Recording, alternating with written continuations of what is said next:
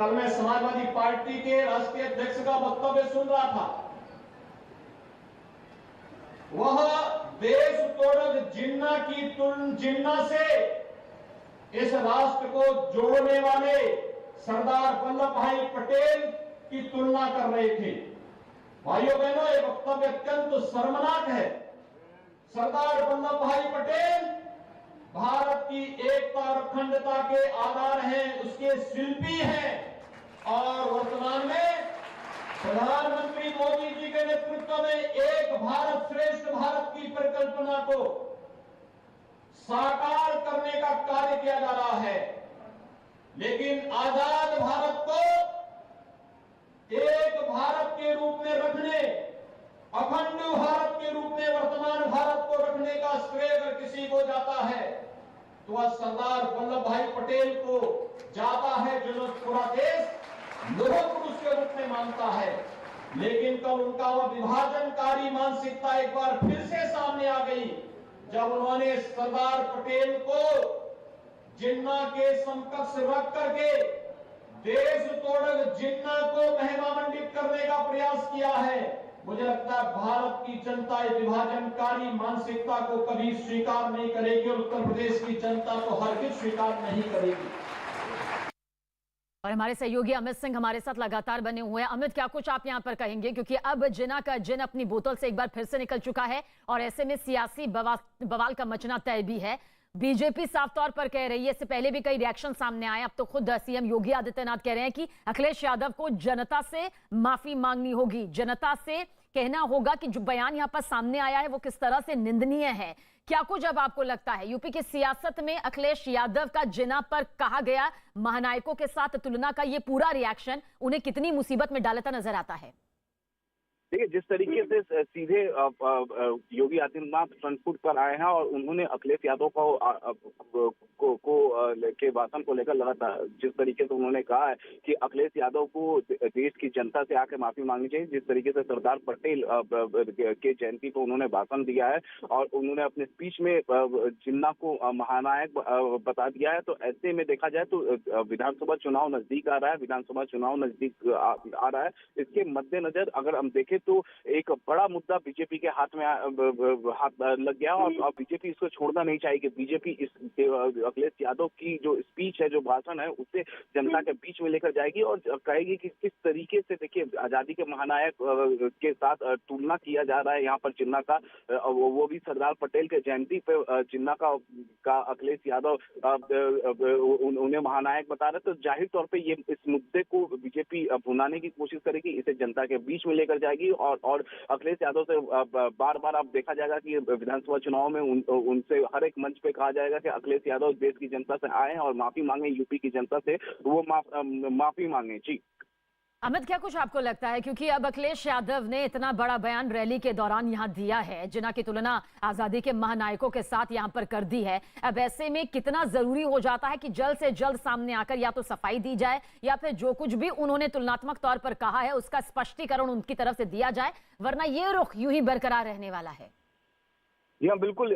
BJP इसी तरीके से फ्रंट फुट पर आकर अखिलेश यादव की इस भाषण को लेकर वो लगातार बयानबाजी करने वाली है और जब तक अखिलेश यादव की तरफ से स्पष्टीकरण नहीं आएगा, बीजेपी इसी तरीके से फ्रंट फुट पर खेलती रहेगी और जनता के बीच अखिलेश यादव का जो ये स्पीच है इसे लेकर जाती रहेगी, क्योंकि यूपी विधानसभा चुनाव है और बीजेपी हमेशा से राष्ट्रवाद, देशभक्ति और विकास के मुद्दे पर ही चुनाव लड़ती है। तो जाहिर तौर पर जिस तरीके से जिन्ना की तुलना स्वतंत्रता के महानायकों से की गई है, तो इस बात को लेकर अखिलेश यादव के द्वारा इस बात को लेकर यूपी बीजेपी के या देश के बीजेपी के बड़े नेता वो जनता के बीच में जाएंगे, अखिलेश यादव की बातें बार बार, उनकी स्पीच को बार बार कहेंगे और बार बार वो अपने मंच से कहेंगे कि अखिलेश यादव अपनी जिस तरीके से उन्होंने स्वतंत्रता के महानायकों का अपमान किया है और उनकी स्वतंत्रता के महानायकों की तुलना जिन्ना से कर दी है, तो जाहिर तौर पर वो बार बार कहेंगे कि माफी मांगनी चाहिए अखिलेश यादव को इस बयान पर। अब देखना होगा कि अखिलेश यादव की तरफ से कोई स्पष्टीकरण आता है कि नहीं। अगर आता भी है तो कितना जल्दी आ जाता है, क्या इसे को डैमेज कंट्रोल करने की कोशिश करेंगे अखिलेश यादव, क्योंकि वो समाजवादी पार्टी का विजय रथ लेकर निकले थे अखिलेश यादव, और जैसे ही हरदोई पहुंचे, हरदोई में उन्होंने यह भाषण दिया और उसमें उन्होंने सरदार, और सबसे अहम बात कि सरदार पटेल की जयंती पर अखिलेश यादव ने यह भाषण दिया है। तो इसी वजह से योगी आदित्यनाथ फ्रंट फुट पर आए हैं, उन्होंने निशाना साधा है अब अखिलेश यादव पर, और अखिलेश यादव के स्पीच पर पुरानी सरकारों को लेकर बात की, यानी पुरानी सरकारें अखिलेश यादव की थी, अखिलेश यादव खुद मुख्यमंत्री थे, और उन्होंने साफ, अगर शुरुआती योगी आदित्यनाथ का भाषण देखा तो उन्होंने साफ कहा है कि पुरानी सरकारें असंवेदनशील थी, तो उन्होंने अखिलेश यादव के सरकार पर भी, समाजवादी पार्टी के सरकार पर भी निशाना साधा है। चलिए, इतना तो तय है कि जिन्ना का जिन सियासी बोतल से बाहर आ चुका है, अब इस पर जो घमासान दिखाई दे रहा है वो इतनी आसानी से थमता दिखाई नहीं देता। अमित, आप हमारे साथ बने रहिए, और इस बीच हम यहाँ पर बता रहे हैं कि किस तरह से तमाम रिएक्शंस, तमाम प्रतिक्रियाएं जो हैं वो अब इस पूरे अखिलेश यादव के बयान के बाद सामने आ रही है। बीजेपी की तरफ से कहा जा रहा है कि देश की जनता से माफी यहाँ पर मांगनी चाहिए अखिलेश यादव को। मोहसिन रजा ने क्या कुछ कहा, सुनिए आप भी। विभाजनकारी जिन्ना को सरदार पटेल जी, नेहरू जी और राष्ट्रपिता महात्मा गांधी से उनके विचारों को मिलाना, ये मुझे लगता है कि समाजवादी पार्टी की और उनके मुखिया की बहुत इमेच्योर सोच है। उन्हें शायद इतिहास के बारे में नहीं पता है कि जिसने देश का विभाजन कराया हो, जिसने देश के टुकड़े किए हो, उसको अखंड भारत की विचारधारा के महापुरुष से मिलाना, ये देश के महापुरुषों का अपमान किया है अखिलेश जी ने। उनको पूरे देश से माफी मांगना चाहिए, और साथ साथ हम सबको ये समझना चाहिए कि अभी देश के अंदर जिन्ना की विचारधारा लोगों के मनों में है, दिलों में है, उस विचारधारा से हम सबको बचना है। और हमारे सहयोगी अमित सिंह हमारे साथ बने हुए हैं। अमित, लगातार आखिर जिन्ना का जिक्र जब जब सियासत में हुआ है तब तब हमने देखा है कि एक बड़ा भूचाल आया है और बहुत कुछ यहां पर पार्टी ने गंवाया भी है, लेकिन अखिलेश यादव ने जिस तरह से जिन्ना का जिक्र इस रैली में कर दिया, क्या माना जाए, ये यूं ही मुंह से निकल गया फिर, या वाकई मुस्लिम तुष्टीकरण की नीति जो कि आरोप यहां पर बीजेपी के जरिए लगाया जा रहा है, जिसके मद्देनजर यहां पर अखिलेश यादव ने यह कहा है जो बीजेपी कह रही है, या फिर उसका पलड़ा ज्यादा भारी नजर आता है? देखिए सबीना, अक्सर देखा गया है कि अगर किसी भी नेता के कोई स्पीच देता है तो उसके मुंह से यूं ही नहीं निकल जाता, वो स्क्रिप्टेड होता है, वो पहले से सोचे होते हैं। और वो उस वक्त हरदोई में थे, समाजवादी पार्टी के मुखिया पूर्व मुख्यमंत्री अखिलेश यादव उस वक्त हरदोई में थे, अब समाजवादी पार्टी का विजय रथ लेकर निकले हुए थे। और उस वक्त उन्होंने, वो भी सरदार पटेल की जयंती पर, जब बीजेपी सरदार पटेल की जयंती पूरे देश में धूमधाम से मना रही थी, तो उस वक्त उन्होंने ये भाषण दिया है, और उन्होंने जिन्ना की तुलना आजादी के महानायकों से कर दी है, राष्ट्रपति महात्मा गांधी से कर दी है। तो जाहिर तौर पे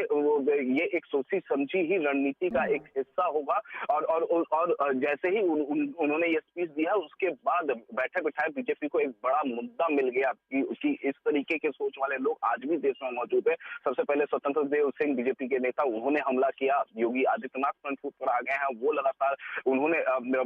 समाजवादी पार्टी के मुखिया अखिलेश यादव पर हमला किया और उन्हें माफी मांगने के लिए कह दिया। इसके बाद हम देखिए मोहसिन राजा जो कि यूपी सरकार के में कद्दावर मंत्री हैं, उन्होंने भी वो भी लगातार अखिलेश यादव पर हमला कर रहे हैं। तो जाहिर तौर पे अब हो सकता है कि अखिलेश यादव इस पर क्या स्टैंड लेते हैं, किस तरीके के स्पष्टीकरण देते हैं। बिल्कुल, अब इंतजार इसी बात का है कि आखिर अखिलेश यादव या फिर उनके पार्टी से जुड़े जो नेता हैं वो किस तरह से सामने आते हैं और इस पर क्या सफाई, अपनी तरफ से क्या स्पष्टीकरण यहाँ पर देते हैं। लेकिन कुछ देर पहले किस तरह से सीएम योगी आदित्यनाथ ने इस पूरे बयान को लेकर अपना रिएक्शन, अपनी प्रतिक्रिया यहां पर दी, वो सुनिए।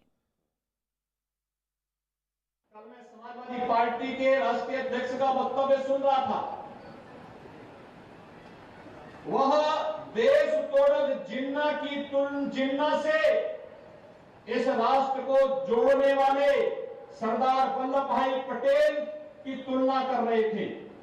भाइयों बहनों, ये वक्तव्य अत्यंत शर्मनाक है। सरदार वल्लभ भाई पटेल